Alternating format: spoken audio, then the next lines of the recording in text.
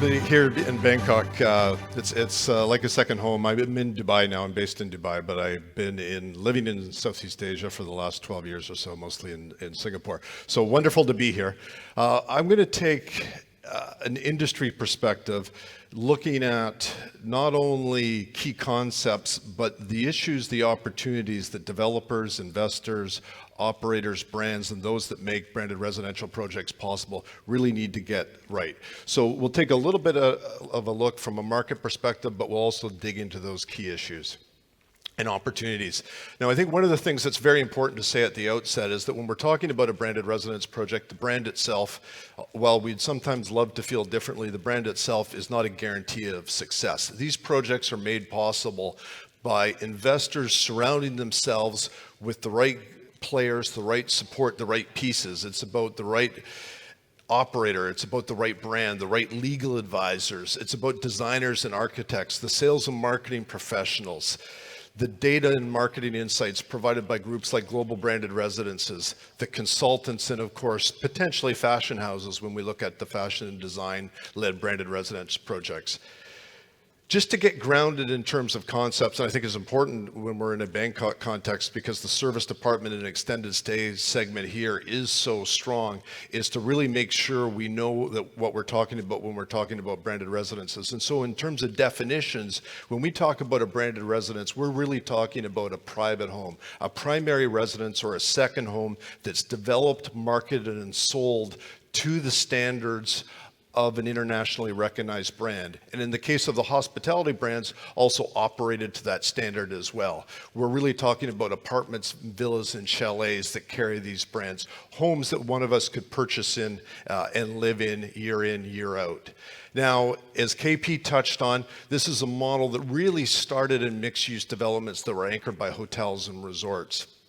Residential components co-located, if you will, with the branded residence. But increasingly, standalone residences have become very pronounced for us. That's about 30% of our signings. I think for Marriott and others in the industry, Four Seasons, you'll see and hear similar numbers. But standalones become a very important feature.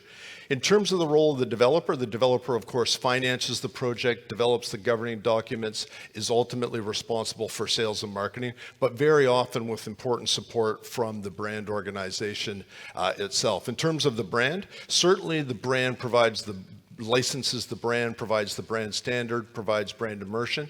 And when you're talking about the hospitality brands very often play a role in operating, sometimes franchising the branded residences, providing rental programs, brand immersion, as we touched on, but also very, very importantly, playing a role in lead generation, seeking out opportunities to help a development partner amplify their project, find new channels, bring new leads to bear and into the sales teams for their development and marketing partners.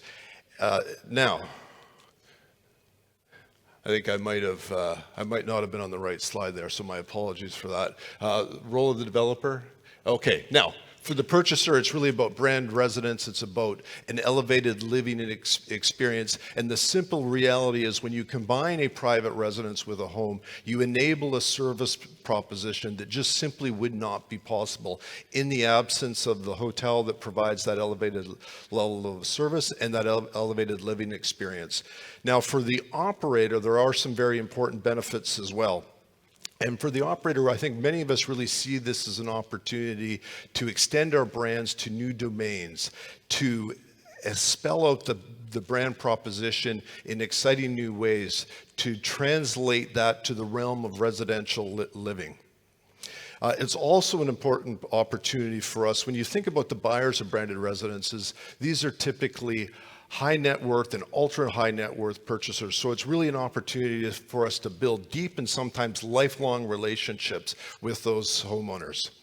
Now, from a design perspective, we think of this as a delicate balance. It's a delicate balance on the one hand between these elevated services, the elevated living experience, that ability to have the services, if you will, hospitality services on demand 24/7, that very modern lifestyle that enables, but at the same time, privacy and exclusivity is very important. These, at the end of the day, are private homes of individuals.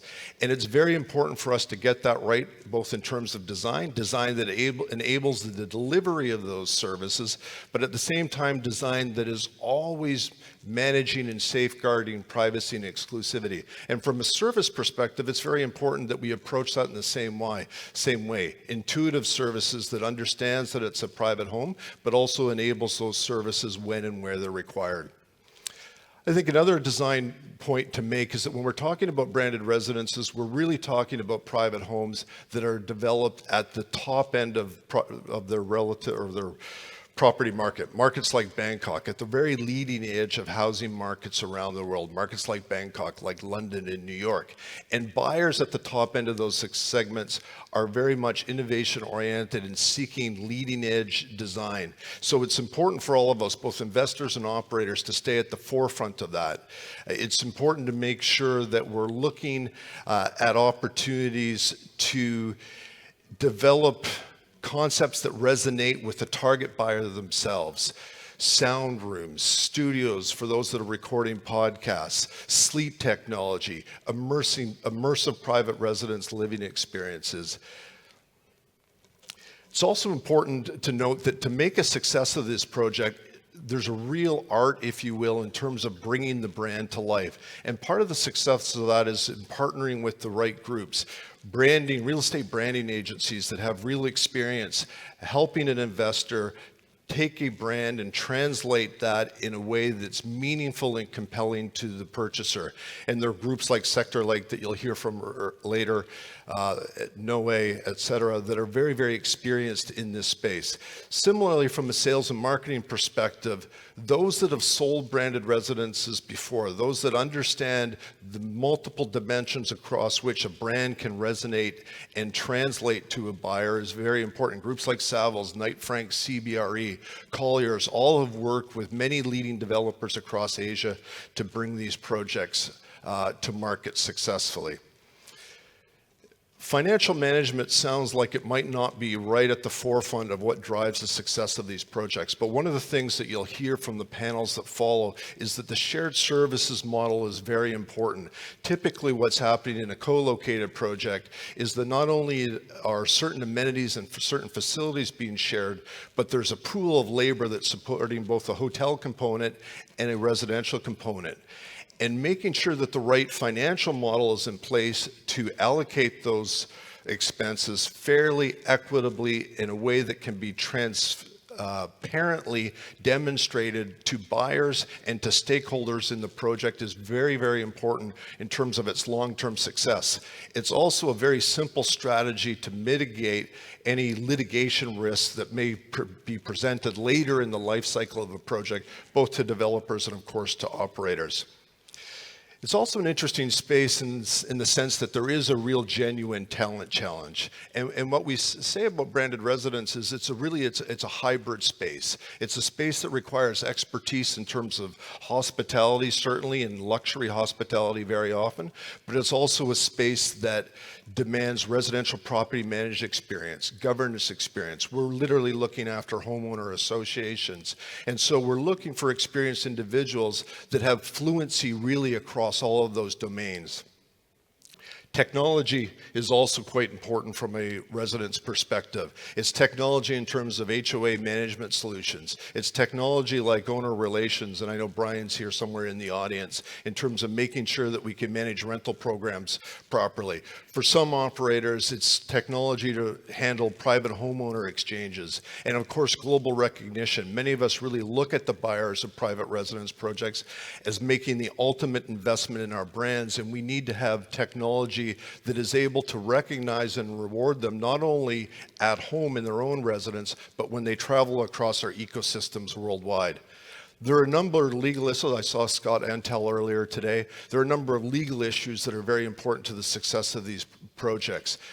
First of all, it's important to get it right so that it really resonates with the buyer. We design homes from a governing document perspective, or homeowner communities, such that they safeguard the principles that are going to be important to the buyers in those projects. It's also important from a governing documents perspective to build in the safeguards that that protect the prestige of a development for years to come. And then finally, we need to make sure that the legal documents enable the shared services model that actually make the hotel investment more profitable from an owner perspective, but at the same time enable us to pass along some of those costs fairly equitably and again, transparently to the homeowners themselves.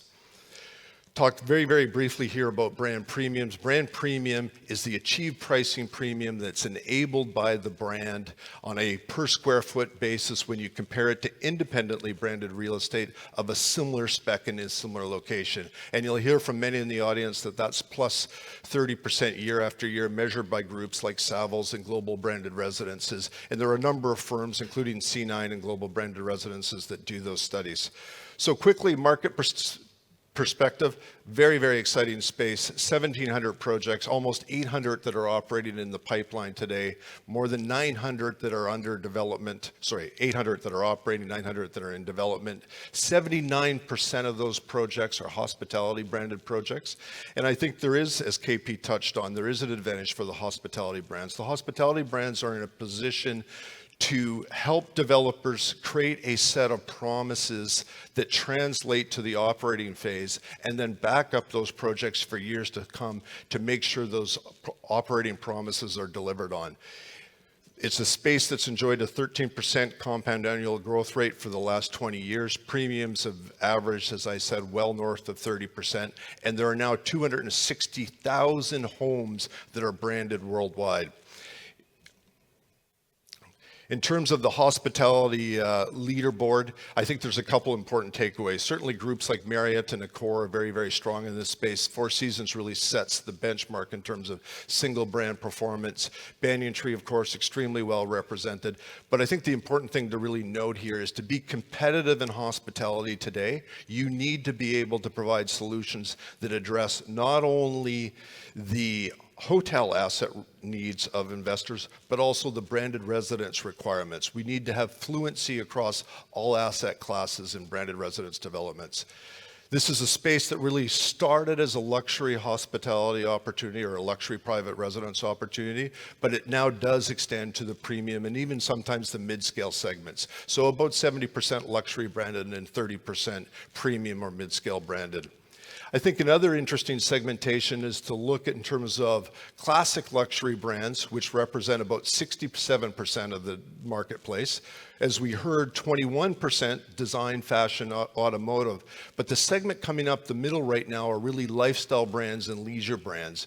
Brands like Banyan Tree, brands like Rixos, Mondrian, SLS. Those are brands that are really helping developers target new demographics and new psychographics of buyers that perhaps 5 or 10 years ago didn't see a branded residence solution for them. It's a space that really started in the US, but the epicenter of it, the gravitational center, is really shifted to the Middle East and Asia Pacific over the last 10 years, with 43% of projects worldwide in our geographies. And what's driving this? I think there are a number of things that are driving this. It's really about consumers seeking authenticity, inspired stories, innovation. I think for developers, what that's doing in turn is it's really helping developers expand and target to a broader range of customers. There are now 200 brands that are available to developers today. There is always a brand to help a developer get to the targeted buyer more effectively. And I also think part of that story is that a number of operators like Accor have created platforms that really help to take the proposition that's planned in the early phases and translate that into the operating phase. And that's helping the business and the industry scale up and grow at increasingly rapid levels.